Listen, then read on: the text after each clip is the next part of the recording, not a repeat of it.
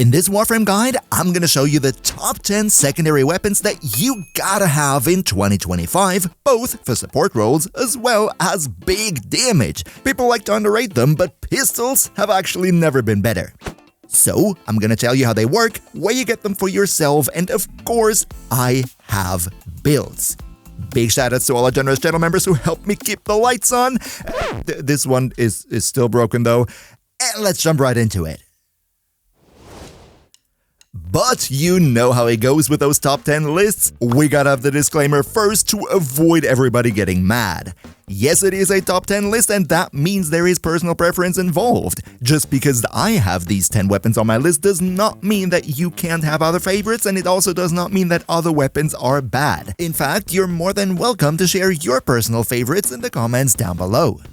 Up next, just like with my top 10 primary weapon video, I will only feature one build per weapon. However, given that there are so many different mission types and enemies in Warframe, one build will never fit every single situation, so just treat whatever you see in this video as an example and not as gospel. Also, every weapon featured on this list is here for its own power, and unless stated otherwise, I'm not going into specific weapon Warframe synergies here, but rather keep it general so everybody can get some use out of it. And finally, if there is something that specifically resonates with you, then I would highly encourage you to look up a dedicated guide on that specific weapon, as there is usually a lot of in-detail information that goes way beyond the scope of this video right here. For many of the weapons on this list, I, for example, already have a full dedicated guide on my channel. You're more than welcome to check it out later. And with all that being said, let's finally get into the first contender on our list.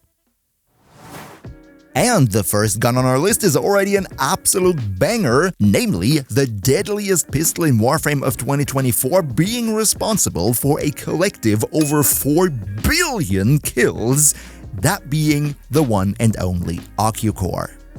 See, at base the Occucore doesn't look all too fancy. It is a beam pistol, the beam doesn't arc to any nearby enemies or anything, and it is more status rather than crit focused. The reason why the Occucore is so strong is its special unique trait that makes it that whenever you take out an enemy, you spawn a beam tendril that automatically locks onto a nearby target, and you can have up to 4 of these tendrils active at the same time. Once you have to reload the weapon though, all the tendrils will be reset.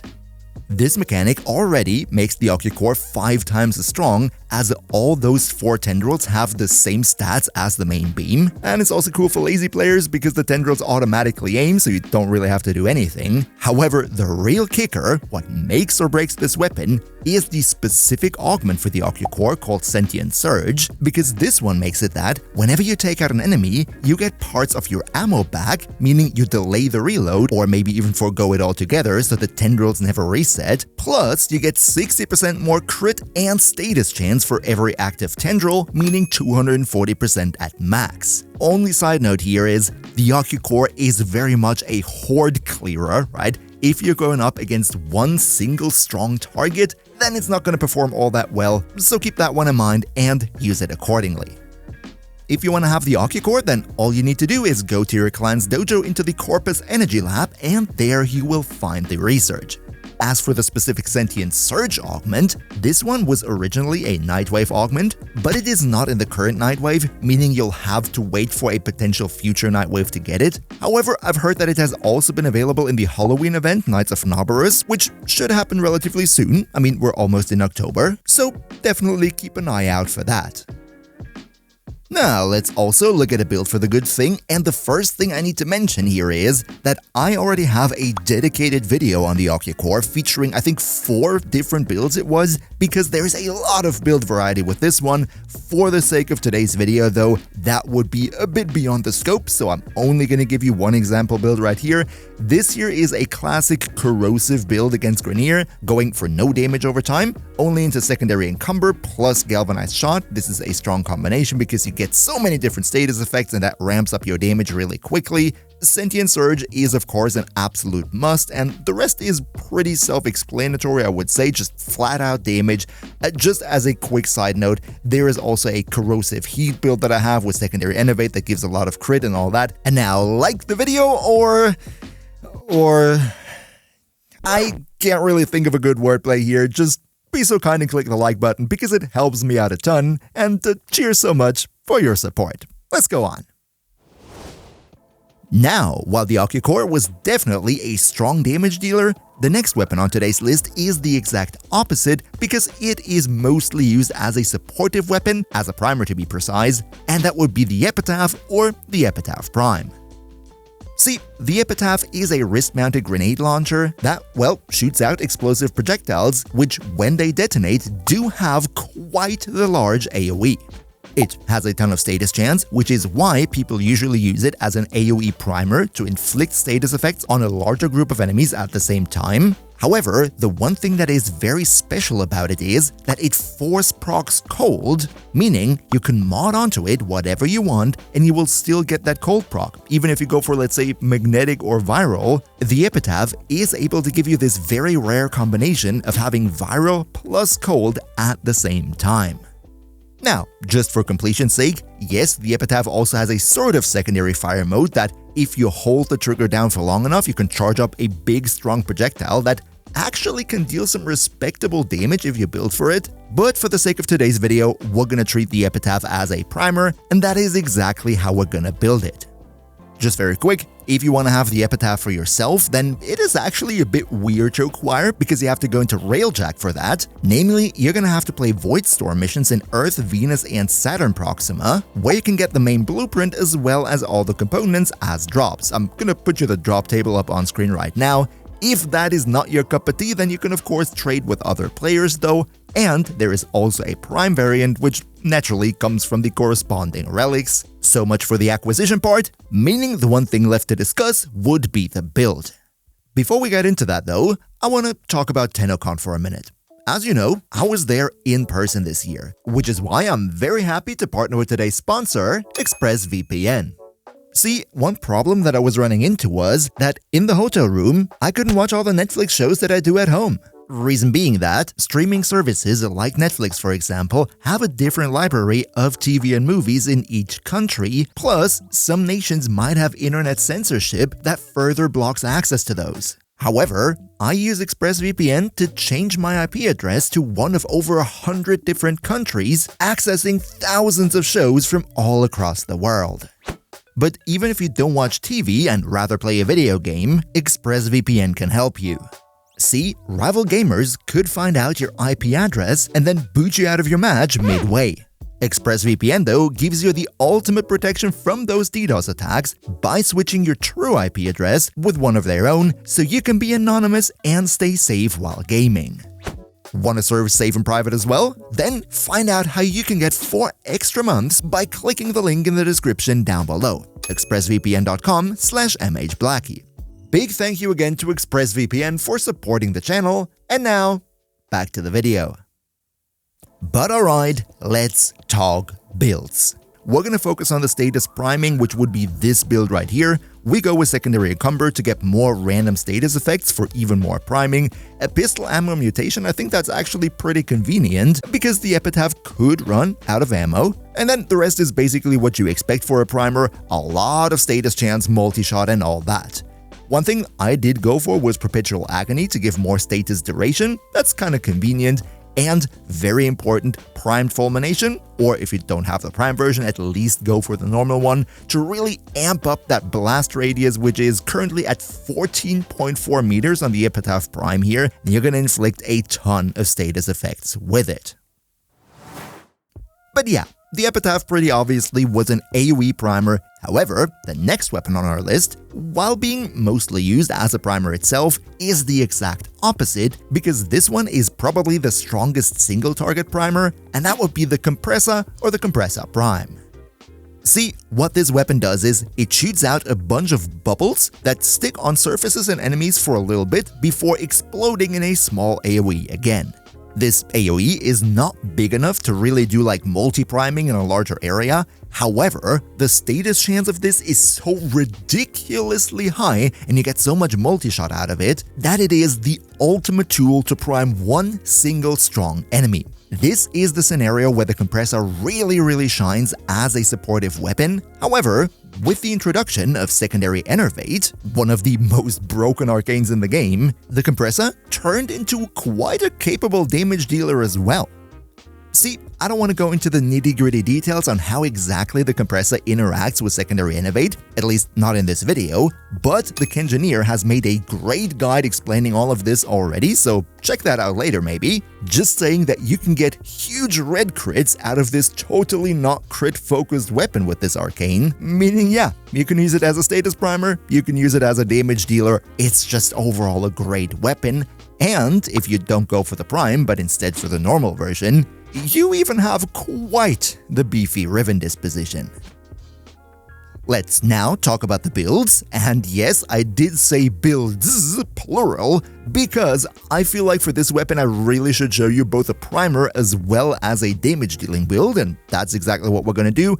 This right here would be a standard primer build, a lot of multi-shot, a lot of status chance, secondary encumber, absolute must on the compressor to get so many different status effects on the enemy, it's crazy.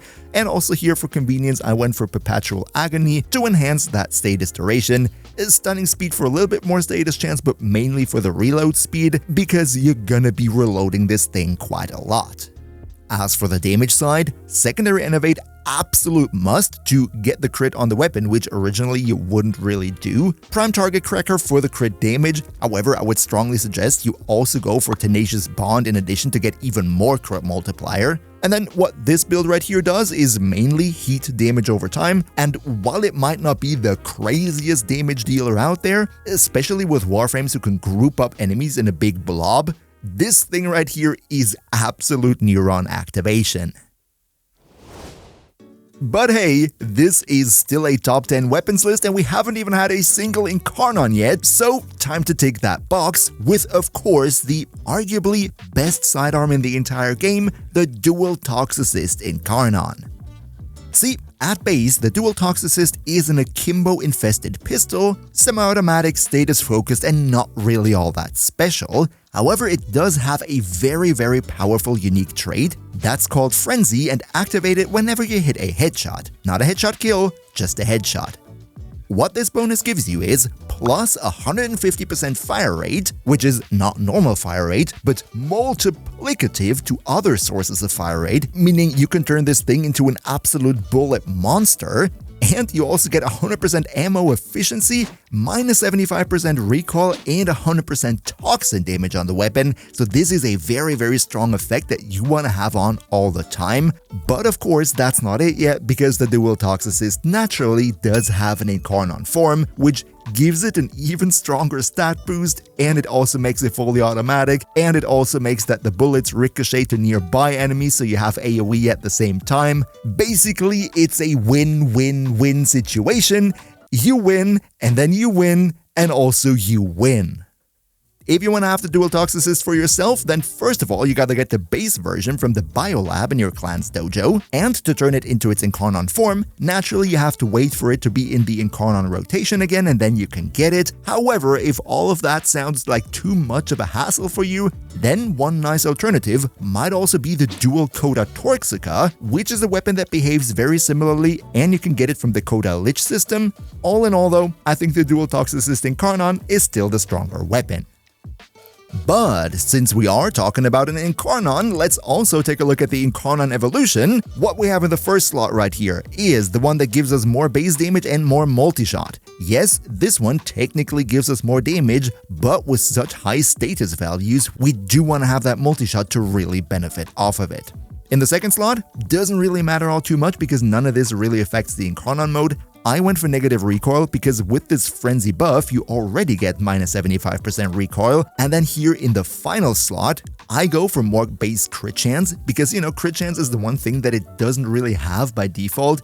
And the other ones right here, Toxin for 3 seconds on a headshot, we already have that with the Frenzy buff, so we don't really need that on top here. And this one right here, Punch Through, it is nice, but given the fact that we already have AoE capabilities with the bullet spread, I also don't think it's going to be that much of a game changer. Crit though is definitely always a strong option. Now, looking at the builds, of course there is a whole lot of build variety with this weapon. For the example build that I'm going to show here though, what we do is we go with Secondary Encumber to get a lot of additional status effects, which synergizes nicely with Galvanized Shot that gives us more damage. The rest is basically a normal build with damage and multi-shot and crit and all the stuff that you would expect. However, one thing that is important to keep in mind here, we go for pure electricity because with activating the Frenzy buff, we will get additional Toxin, which will then combine with the electricity into Corrosive, which is what this build here is aiming for. Now, the next weapon on today's list is really special, and if you take nothing home from this video except one thing, then that thing should be that every Warframe account sooner or later wants to have it, and that would be the Grimoire. See, the Grimoire is a weapon of the Tome type, and the special thing about it is not necessarily that it does a lot of status priming or is a good damage dealer, but it provides so many potential buffs that it can make or break a lot of different Warframe builds. See, only Tome type weapons like the Grimoire can equip the special Invocation and Canticle mods. These can provide your loadout with incredibly strong buffs, like for example one of my personal favorites, plus 60% more ability strength. You can look through all of them yourself and decide which one is best for your setup, but the fact that the Grimoire can be equipped with those mods makes it so incredibly powerful. Now, when it comes to the builds, there's really no one specific build that I want to advocate for. Really, the only thing that matters here is use one Invocation mod that you want and use one Canticle mod that you want, and then the rest doesn't really matter all too much if we're being honest. Mix and match however you see fit. But let's now go from the very special weapon to one of the all-time greats, has always been one of the best since it came out and still is, and that would be the Kuva-Nukor, or the Corpus version of it, the Tenet Cycron. Both are pretty much interchangeable, but for the sake of this video, we're gonna stay with the Kuva-Nukor. This one right here is another beam pistol, but in contrast to the Ocucore, here the beam links up to nearby enemies, giving you a bit of an AoE.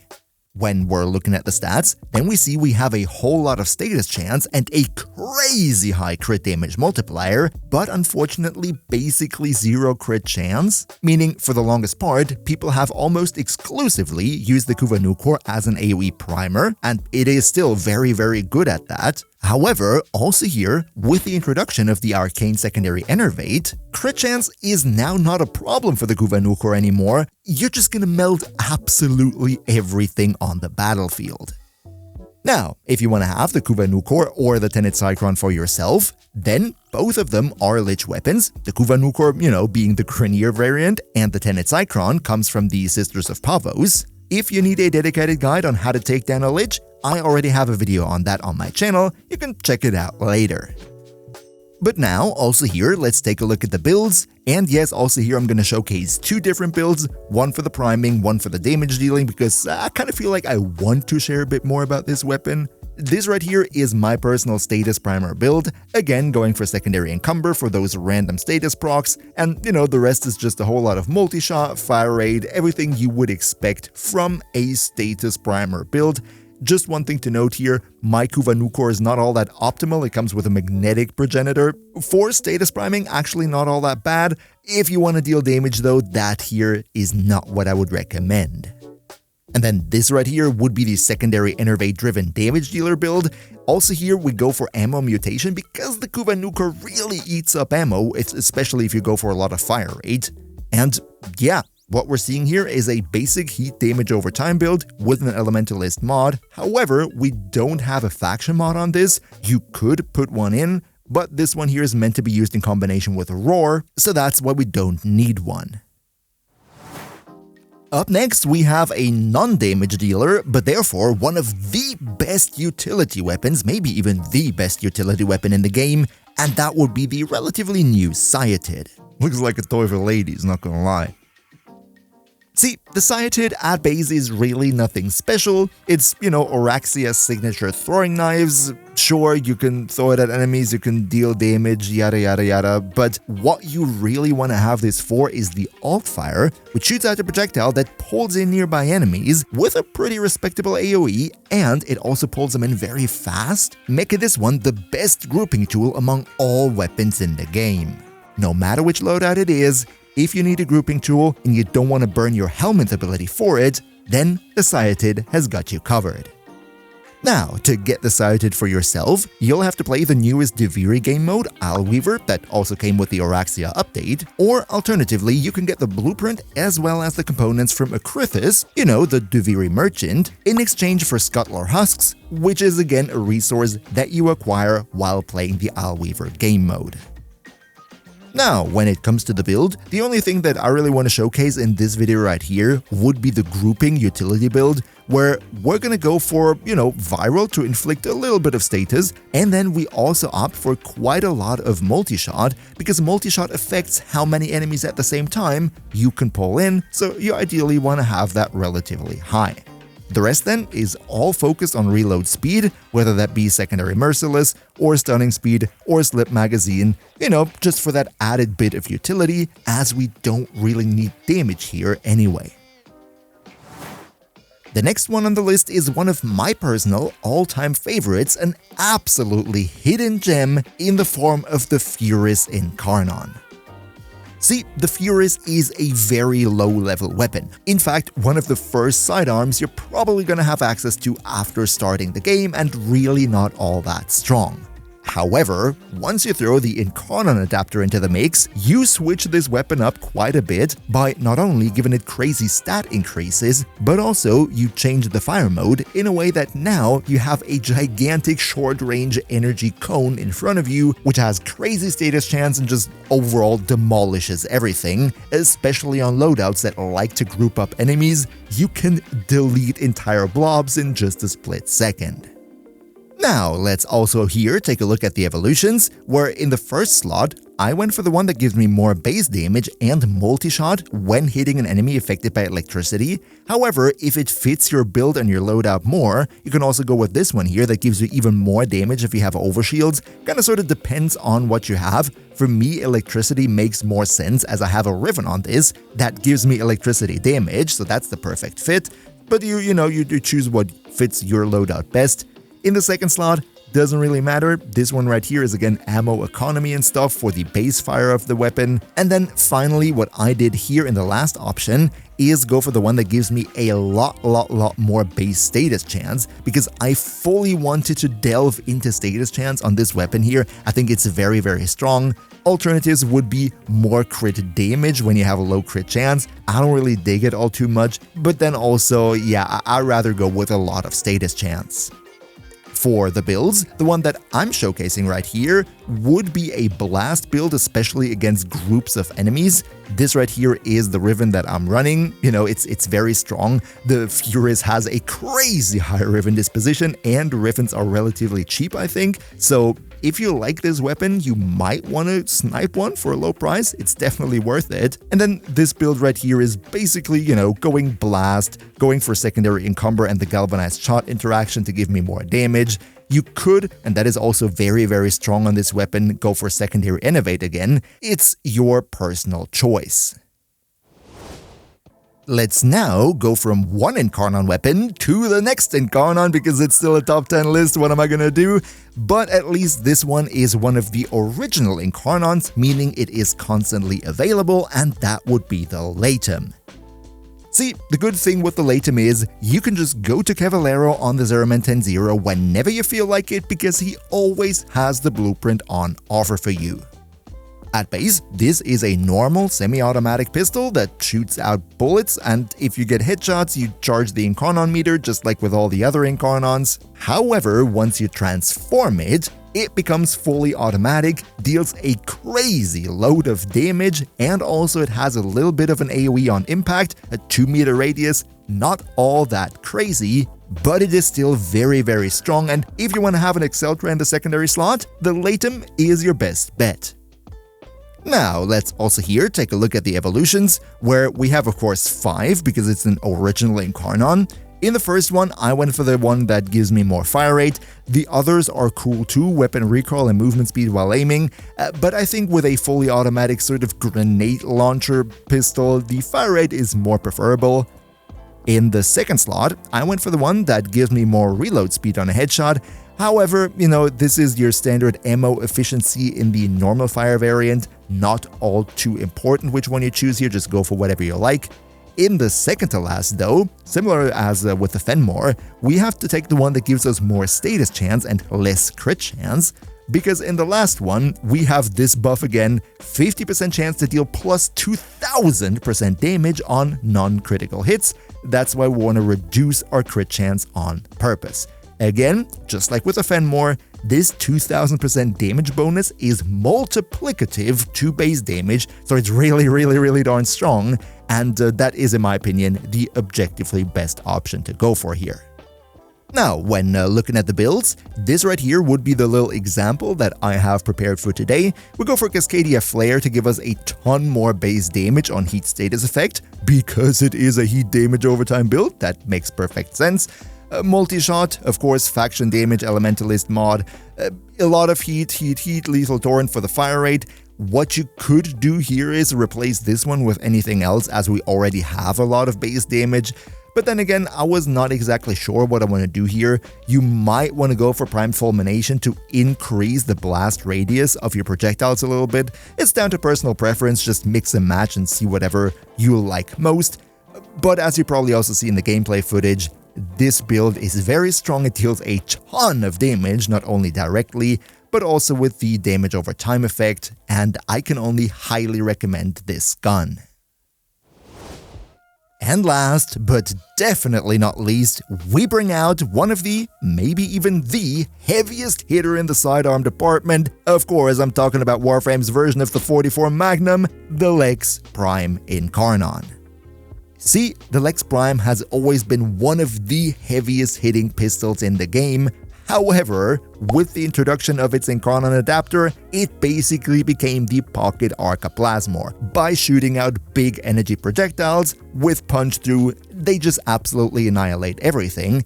And the role in which I personally like to play it is not really as a group clearer, even though you could absolutely do that, but instead, I personally prefer it to be my dedicated tool against single high-value targets that usually take a lot of damage, like Acolytes, like demo units in Disruption, like Thraxes in Void Cascade, and so on and so forth. Now, looking at the Incarnon evolutions, the first one here really depends on your loadout and the type of content that you're playing with this. You either get more base damage and then more ammo efficiency while you have a channeled ability on. On the other hand, we have one that gives you much more damage though. However, it only activates on shield break and it's only 8 seconds long, so this is more for your, high-end content, your Archimedia, your level cap, your circuit or whatever, where enemies are so strong that you have to resort to shield gating. In the secondary slot, we can use whatever we like because it is again about our ammo economy. I prefer though plus 10% magazine size. This is huge because the base magazine size is just 8, so we get over double that then. And then in the last one, you could either go for a lot of status chance, which there might be viable builds to go for that too, but I personally just prefer to go for critical parallel, giving us a lot of crit chance and more crit damage. This right here makes the whole thing hit like an absolute freight train. And just as I said, I use this one to be my dedicated Acolyte and high-value target deleter, so that is what I built into. We go for secondary deadhead because I'm aiming for those precise high-damage headshots. I'm also going for pistol acuity in combination with semi-pistol cannonade, which makes it that the fire rate of this weapon can't be modified, so it stays very slow. We see right here 0.66. It's not for everybody. If you don't like it, you go for galvanized shot or something. And that is also the reason why I went for creeping bullseye for the crit chance. Usually I say it's not worth it to trade 20% fire rate just for that little bit more crit chance than Prime Pistol Gambit. It's basically no difference. However, given the fact that our fire rate can't be modified, the minus 20% don't really affect the weapon at all, so we can freely go for Creeping Bullseye. And the rest is just your standard, really crit-focused setup. With this one, if you hit the headshots, nothing remains alive. And if you also want to know the best 10 primary weapons, then you can find that list right here. Another massive shout out to Niels V, Demon Lord Zell, Demon Emperor, Emperor Prime, Nos Linux Gaming, Turtle Pier, Undercarnio 2, Skylar Bowser, Mihawk, Phil the Meme, Socrates the Almighty Rat, Leo Morazaki, Shadow Lockhart, Hand Tagas, Patrasator, Trolloloxen, Boomio1, Mr. Gamesplay, Zave, Awindai, and all other generous channel members for your continuous support. We see each other hopefully in the next one, and until then, as always, good loot.